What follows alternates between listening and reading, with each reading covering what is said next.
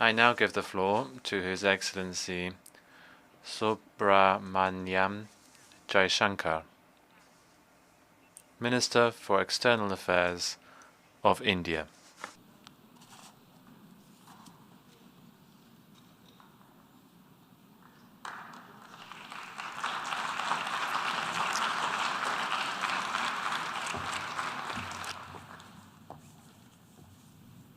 Madam President, Excellencies, distinguished members of the General Assembly, I bring to you the greetings of 1.3 billion plus people from the world's largest democracy.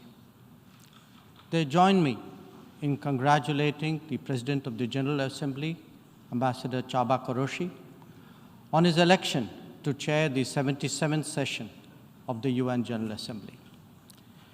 They follow closely developments at the United Nations, reflecting the increasingly globalized nature of our existence.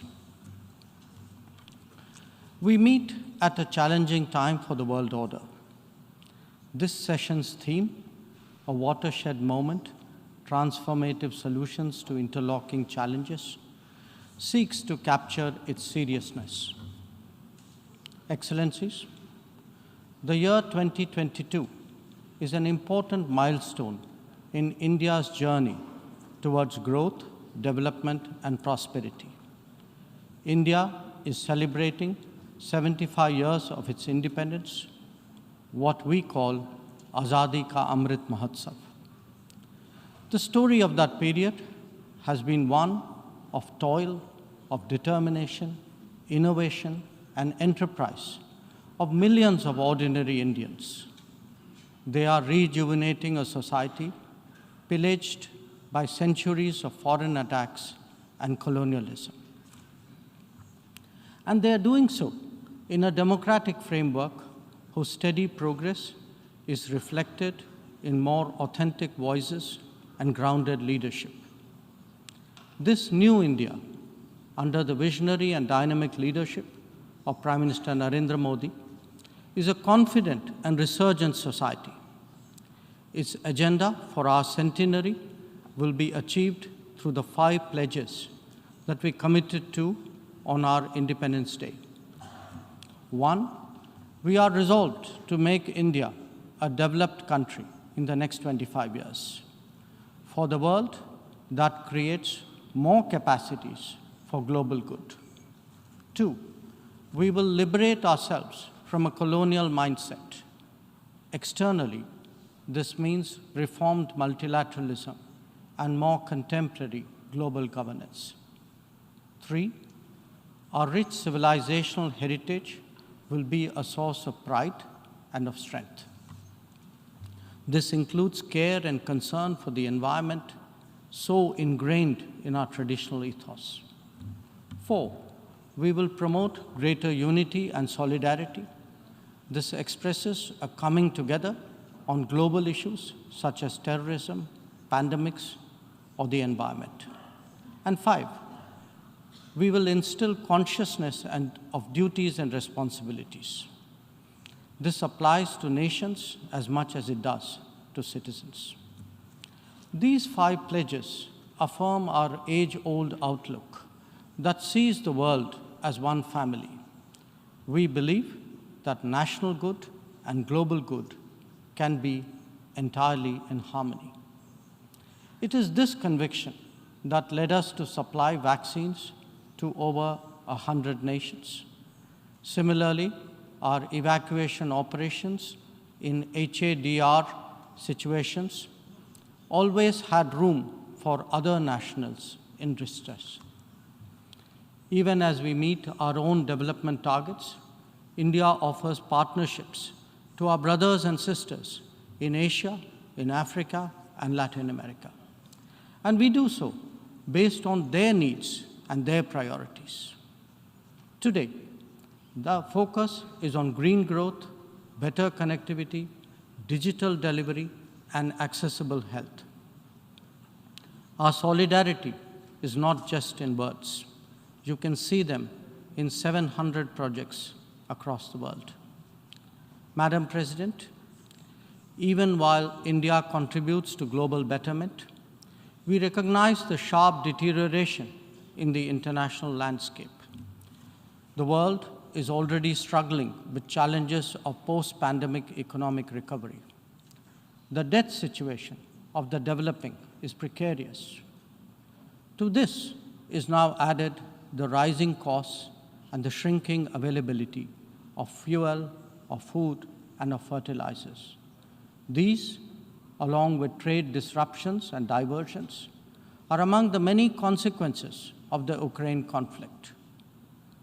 The Indo-Pacific, too, witnesses fresh concerns about its stability and its security. And climate events have added an overlay on these mounting anxieties. As we saw in the case of the COVID pandemic, the South will be the most impacted, even if the immediate causes are well beyond. It is imperative that global conversations recognize this deep unfairness. The inequity of vaccine distribution should not be replicated in other domains. Madam President, as the Ukraine conflict continues to rage, we are often asked, whose side are we on? And our answer each time is straight and honest. India is on the side of peace and will remain firmly there. We are on the side that respects the UN Charter and its founding principles. We are on the side that calls for dialogue and diplomacy as the only way out. We are on the side of those struggling to make ends meet, even as they stare at the escalating costs of food, of fuel, and fertilizers. It is therefore in our collective interest to work constructively, both within the United Nations and outside, in finding an early resolution to this conflict. Excellencies, while the global attention has been on Ukraine, India has also had to contend with other challenges, especially in its own neighborhood. Some of them may be aggravated by the COVID pandemic and ongoing conflicts, but they speak too of a deeper malaise. The accumulation of debt in fragile economies is of particular concern. We believe that in such times, the international community must rise above narrow national agendas. India, for its part, is taking exceptional measures in exceptional times. We do so when we send 50,000 metric tons of wheat and multiple tranches of medicines and vaccines to Afghanistan. When we extend credits of $3.8 billion to Sri Lanka for fuel, essential commodities, and trade settlement. When we supply 10,000 metric tons of food aid and vaccine shipments to Myanmar. When we fill the gap in humanitarian needs left unaddressed by political complexity. Whether it is disaster response or humanitarian assistance, India has stood strong, contributing particularly to those nearest to us. Excellencies, the world as we knew it is poised for transformational changes. It has been impacted in recent times by a succession of shocks, each of them significant by itself. The COVID pandemic called into question the over-centralized nature of globalization and has led all of us to seek greater resilience and reliability of supply chains. The repercussions of the ongoing Ukraine conflict have further heightened economic stresses, especially on food and energy. Climate events have added to disruption that the world is already facing. As for the promise of technology, it has certainly multiplied our capabilities, but also added to our vulnerabilities. Trust and transparency are legitimate expectations of a more digitized world. The quest to create a better global order would necessarily have to address all these issues. Among them, Some are clearly more existential in nature and necessitate intense coordination by the international community. Climate action and climate justice are particularly noteworthy in this respect. In their pursuit, India has worked with partners on the International Solar Alliance, the One Sun, One World, One Grid initiative, and the Coalition for Disaster Resilient Infrastructure. We stand ready to support any collective and equitable endeavor to protect our environment and to further global wellness. Lifestyle for Environment, or LIFE, as declared by Prime Minister Narendra Modi in Glasgow on the sidelines of COP26, is our homage to Mother Nature. India remains deeply committed to fighting climate change under the UNFCCC and the Paris Agreement. We do so on the principle of common but differentiated responsibilities and respective capabilities in the light of different national circumstances. We have announced our updated nationally determined contributions after COP26. Excellencies, India's steadfast commitment to South-South cooperation is by now well established and well recognized.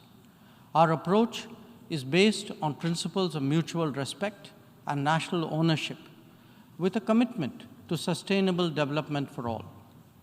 As we begin the G20 presidency this December, we are sensitive to the challenges faced by developing countries. India will work with other G20 members to address serious issues of debt, of economic growth, food and energy security, and particularly of environment. The reform of governance of multilateral financial institutions will continue to be one of our core priorities. Madam President, India would be completing its tenure as a member of the Security Council this year. In our term, we have acted as a bridge on some serious but divisive issues confronting the Council. We have also focused on concerns such as maritime security, peacekeeping, and counterterrorism. Our contributions range from providing technology with a human touch to ensuring safety and security of UN peacekeepers. As the chair of the Counterterrorism Committee this year, India would be hosting its special meeting in Mumbai and New Delhi. I invite all member states to participate in it. We need to create a global architecture that responds to the new tech tools deployed against open, diverse, and pluralistic societies. Having borne the brunt of cross-border terrorism for decades, India firmly advocates a zero-tolerance approach. In our view, there is no justification for any act of terrorism regardless of motivation, and no rhetoric, however sanctimonious, can ever cover up bloodstains. The United Nations responds to terrorism by sanctioning its perpetrators. Those who politicize the UNSC 1267 sanctions regime, sometimes even to the extent of defending proclaimed terrorists, they do so at their own peril. Believe me, they advance neither their own interests nor indeed their reputation. India has always espoused a cooperative, inclusive, and consultative approach to international relations. We believe that multipolarity, rebalancing, fair globalization, and reformed multilateralism cannot be kept in abeyance. The call for reformed multilateralism, with reforms of the Security Council at its core, enjoys considerable support among UN members. It does so because of the widespread recognition that the current architecture is anachronistic and ineffective.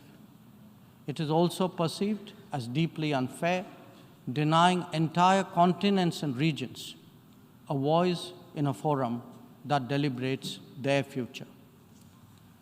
India is prepared to take up greater responsibilities. but it seeks, at the same time, to ensure that the injustice faced by the Global South is decisively addressed. Our call is to allow serious negotiations on such a critical matter to proceed sincerely.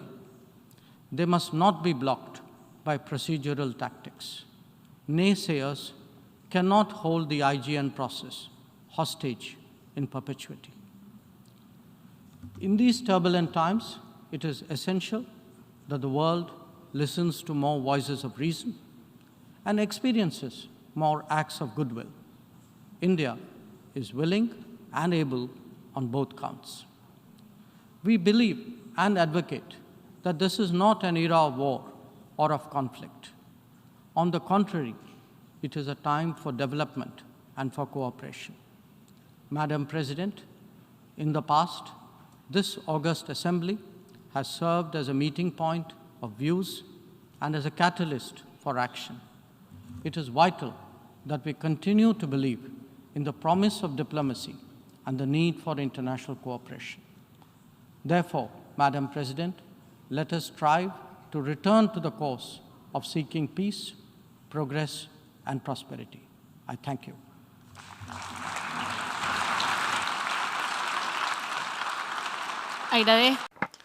I thank the Minister for External Affairs of India. I now give the floor to